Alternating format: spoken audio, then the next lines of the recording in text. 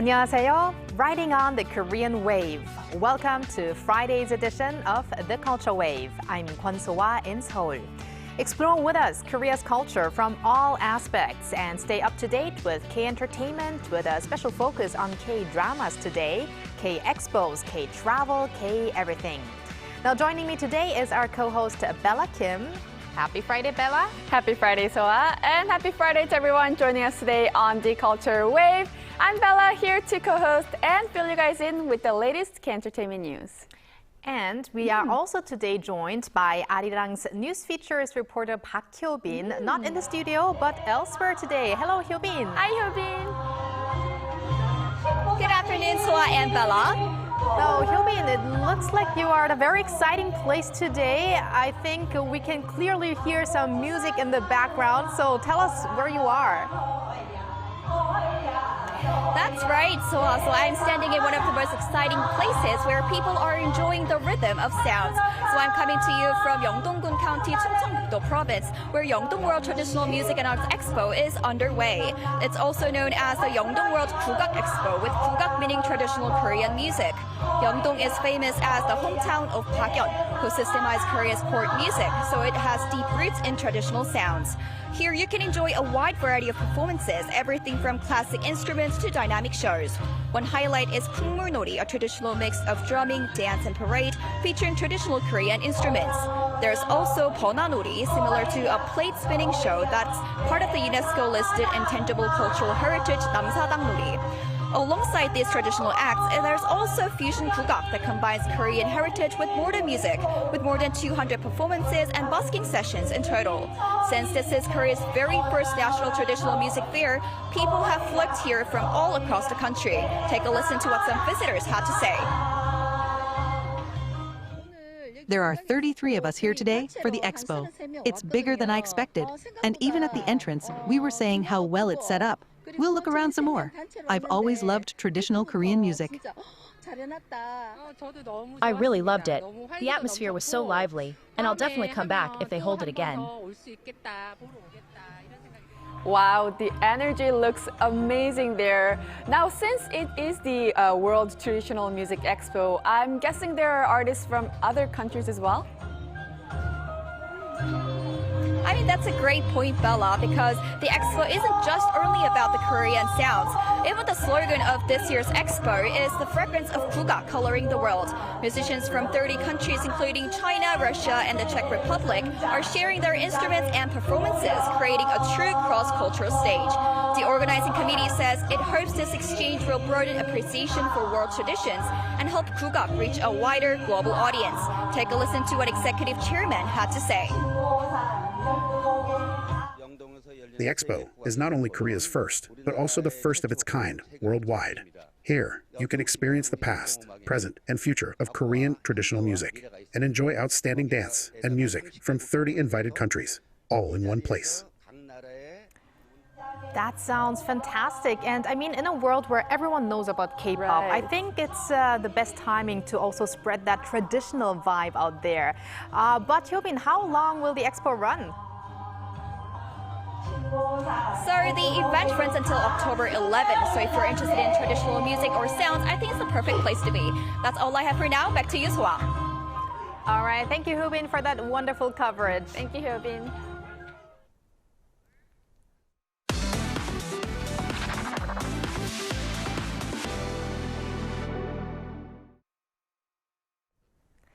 And now time for some K-entertainment news with Bella Kim. Bella, let's start with a Disney Plus series that's been doing amazingly around the world. That is correct. A Disney Plus original series, Tempest, or 북극성 in Korean, has soared to global success, topping the Disney Plus Top 10 TV shows category in Korea and Taiwan for 7 consecutive days, and also in Hong Kong for 5 straight days. It has also reached the top 3 in Japan, Turkey, and Singapore. Tempest follows Moon-ju, an internationally renowned diplomat who investigates the forces behind an assassination attempt on a presidential candidate. She joins forces with Sanho, a special agent assigned to protect her, as they uncover a vast conspiracy threatening the Korean peninsula. The thriller series stars Jeon Ji-hyun and Kang Dong-won, big names there. The viewers are raving about the seamless chemistry between the two, and of course the sleek, eye-popping action of this series. Disney Plus will drop episodes 6 and 7 of the 9-episode series next Wednesday. I'm so thrilled about this series, especially as a big fan of Jeon Ji-hyun and Kang Dong-won. But Bella, let's move on to a K-pop group that's doing amazingly abroad, but interestingly with their Japanese songs. That's correct. ATEEZ have grabbed the top spot on Japanese Oricon chart with their new Japanese album. ATEEZ's second Japanese full-length album, Ashes to Light, released this Wednesday, topped the daily album ranking on the Oricon chart on the day of its release. Additionally, the album entered the iTunes Top Album chart in 26 countries and also the Apple Music Top Album chart in 41 countries. Also, the title track, Ash, also successfully entered the iTunes Top Song chart in 11 countries and the Line Music Album Top 100 chart as well. Ashes to Light is ATEEZ's first album released in Japan in about 4 years and 6 months. The title track, Ash, is a song that powerfully conveys the album's message of new hope. All right, and our last story is also about a K-pop artist who spreads lots of hope out there. And she's been around for 17 years already. Yes. Who is it? It is IU. She donated 200 million won, about 146,000 US dollars, to mark the anniversary of her debut. IU's agency, Edam Entertainment, said on Thursday that she donated a total of 200 million won under the name of IUENA, which is a combination of IU and her fandom name, UENA. The donation was delivered to 4 foundations to support vulnerable groups, including children, the disabled, and the elderly. IU has been steadily donating under the name of IUENA on meaningful days of the year, including her debut anniversary, birthday, and the year-end, and also New Year holidays as well. It's so touching to see her give back on these special occasions, Right. but I'm really amazed that she's been around 17 years. She just looks like 17 years old. I know. But thank you very much, Bella, for those updates, and Yes. stick around. Will do. And now let's turn to our AI anchor, Ari, for more on the culture front. Ari? Hello and welcome to your AI guide to the latest cultural updates from Korea. Here's our top story. Korea's leading international broadcaster, Arirang TV, hosted Korea Day in New York to mark President Lee Jae-myung's upcoming address at the UN General Assembly. On Wednesday evening local time, a video showcasing Korea's scenic landscapes and cultural heritage was featured on a giant screen during a Major League Baseball game at New York City Field, while banners and outdoor displays around the venue further highlighted Korea's appeal. Timed with the UN General Assembly set for next week, the event aimed to promote Korea to the American public and enhance the country's presence on the global stage. The Culture Ministry has selected Korea's southern coastal city of Yeosu as the host of the 2026 Culture Month event. Scheduled for mid-October next year, the festivities will take place across key sites in Yeosu, Jeollanam-do Province, including the World Expo site, Isun-shin Square, and Jangdo Island, known as the Island of Arts. Yeosu City plans to invest 2 billion won, or roughly 1.4 million US dollars, to develop the event into a landmark cultural festival that blends the city's unique island culture, naval heritage, and Korean traditions. Since 2003, the Culture Ministry has designated October as Culture Month to encourage public participation in cultural activities. The traditional stone wall building technique, unique to Jeju Island, has been designated as the island's intangible cultural heritage. Developed in harmony with the island's volcanic terrain, the craft is characterized by its distinctive method of stacking stones with deliberate gaps, creating structures that withstand strong winds. Used for centuries as windbreaks and farmland boundaries, the practice has been passed down through generations as part of community life. It was recognized for its historical significance, cultural value, and sustainability. That's all from me. Stay tuned to the Culture Wave.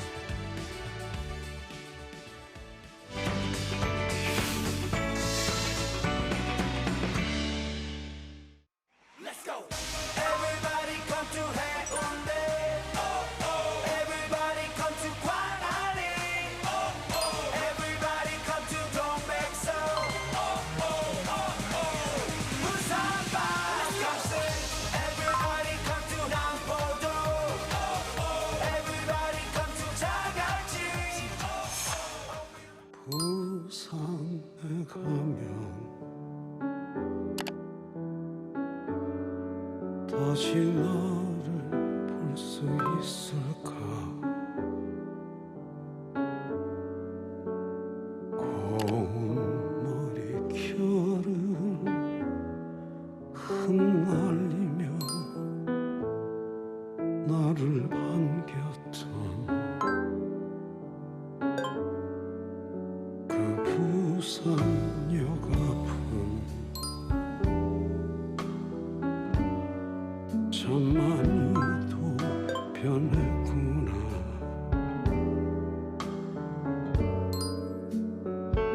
어디로 가야 하나 너도 이제는 없는데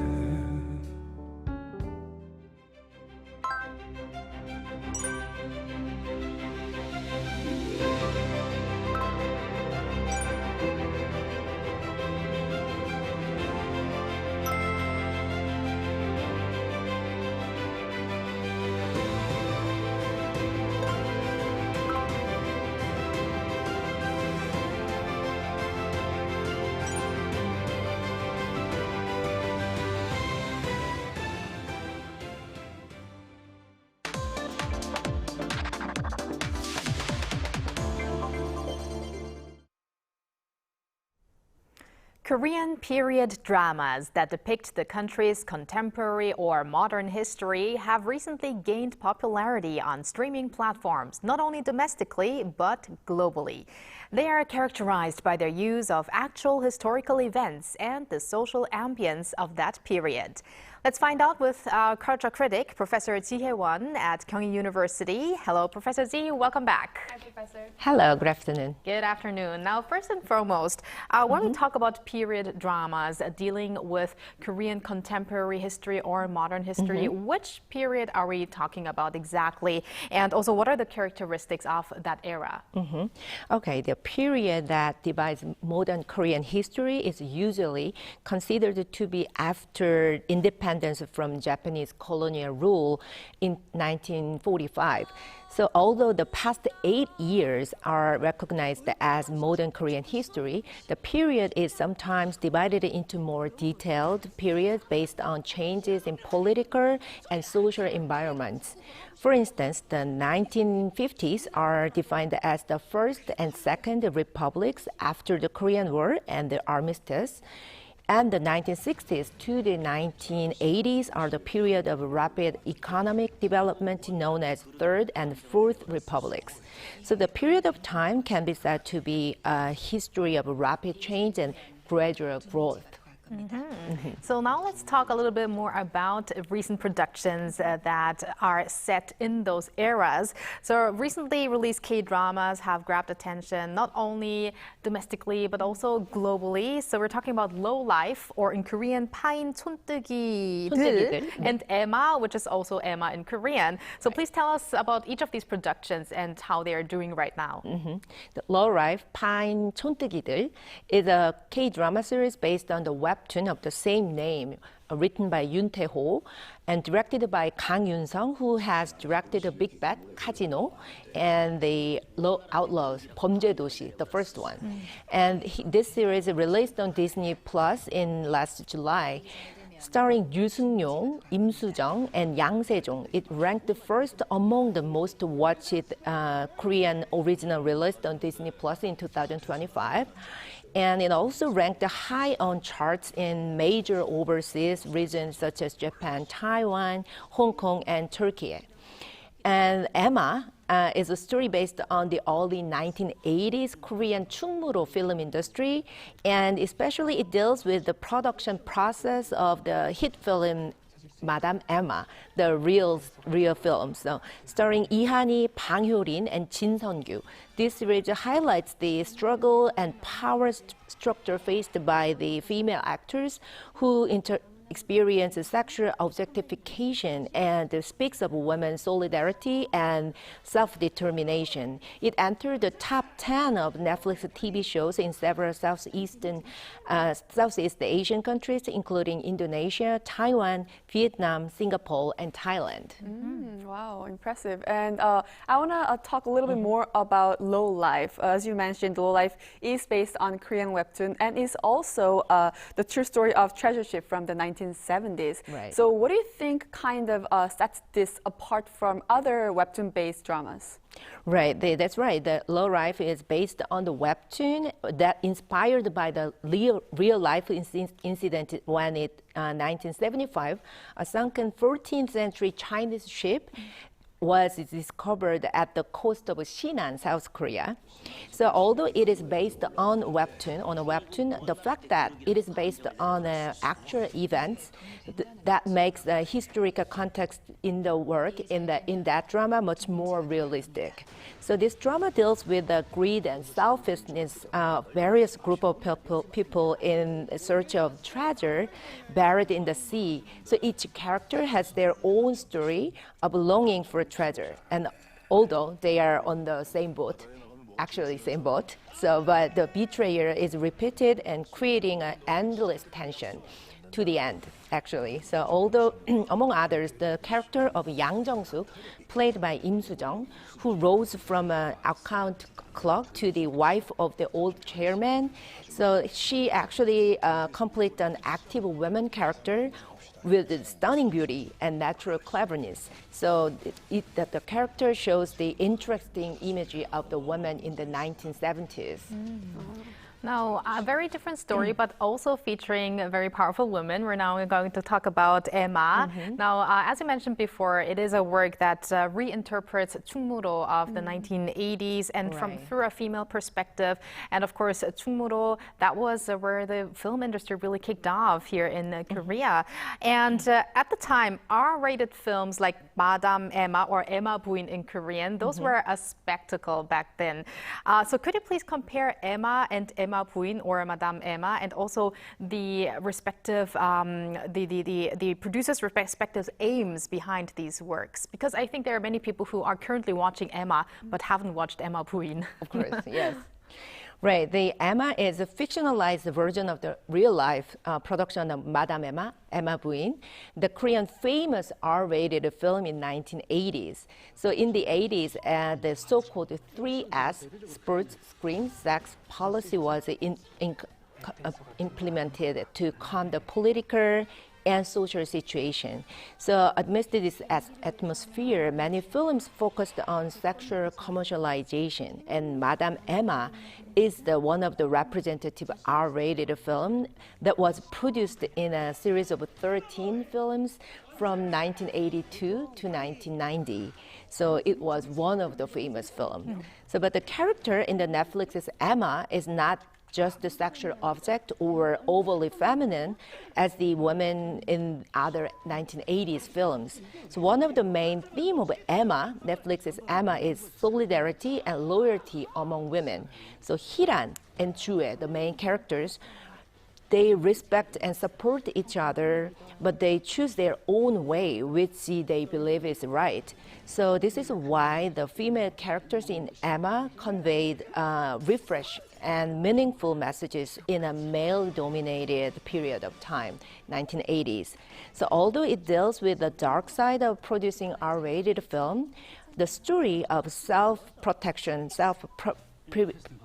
or like finding their own way in a harsh era is interesting enough, I think, to both domestic and international viewers as well. It is. And also, I have to say I fell in love with the characters, both by Lee Han-hee and also Bang Hyo-rin. And Bang Hyo-rin, I think it's her first main role with this series. And they call her actually the 샛별 of Chungmuro. So we still use that word Chungmuro when we talk about films. And they're saying that she's like a rising star of the film industry of Chungmuro. So definitely something to watch. I need definitely to catch up on Emma as well. But speaking of Emma and Low Life, there are details within the dramas that's distinct Korean and local details as well. Do you think these kind of attract foreign viewers even more? Yeah, of course I do. The modern Korean history has been a period of time, as I said earlier, like a political and social upheaval. So, and the films and dramas that reveal such social aspects would be popular as well to the among foreign the audiences as well. So the diverse characters in low life dream to finding treasure and turning their lives around with their big money. So they don't even hesitate to commit crime to become rich, but this dream was possible in a society far less organized than today.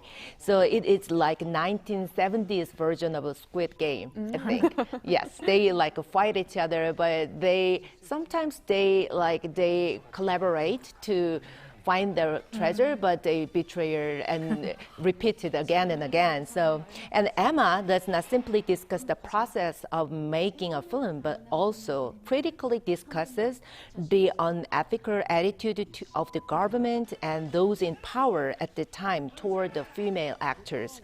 So the scene at the end of the drama, where An So-young, the real-life actress of Emma Buin, Madame Emma, appears as a presenter of the Lifetime Achievement Award in a kind of, I think that was a kind of a way to deliver respectful and healing messages to penetrating the rough and rude times in 1980s to the female actors. So I think that this process of reinterpreting of our history would be interesting as well to the overseas viewers. Interesting. And you've introduced today Low Life and Emma. But are there any other works that's on those modern Korean history? And I want to ask you also, compared to previous works, what are some of the new characteristics that you're seeing in these new films recently? Yeah, there have been quite a few recent works that deal with Korean modern history. 정년, The Star is Born, 정년이, and When Life Gives You Tangerine, 폭삭 속았수다. Both work also show the times in Korea during the 1950s to 1960s. So these recent work are notable for focusing on growth and relationship of characters. And within the historical context, rather than telling more about the historical events themselves, like a Korean War or the actual fact, but they are trying to focus on the characters and storytellings around the period of time. So, and even though it deals with the dark or unfortunate times, the overall tone and manner of the work is not that dark. So they are also characteristically cheerful. So I believe this approach is suitable for attracting younger or overseas viewers, as they can follow the story well enough, even if they do not fully understand the historical fact or social context. Right. I think you made a very good point there. I mean, if you make it too obvious that this is a contemporary historic drama, then maybe it's not as appealing to the global audience, but having other elements in there like love stories and so forth, or family stories, it makes it much more interesting. But last but not least, to keep expanding on productions based on contemporary or Korean modern history, what should we do? What are some strategies? Yeah, as I mentioned earlier, Korea's modern history is a fascinating subject to international audiences as well, because it showcases the many social achievements gained in a very short period of time. Relatively short period of time. So in that sense, I think that modern Korean history will be suitable for productions as more OTT series or films in the future as well. However, for those who are not that familiar with that Korean history or society, I think that rather than overly enforcing the historical and social background, it would be better to naturally incorporate the era into the storytelling, led by the characters that represent the period of time, the times well enough. Okay, thank you very much, Professor Ji, for your insights as always, and have a wonderful weekend. Thank you, Professor. Thank you very much. And thank you, Bella, as always. Have a great weekend, and we'll see you back next week. Yes, I'll see you back next week. Thank you for spending the past half an hour with us on the Culture Wave. Have a culture-filled weekend, everyone, and we'll be back next week, Monday to Friday, 2 p.m. Korea time.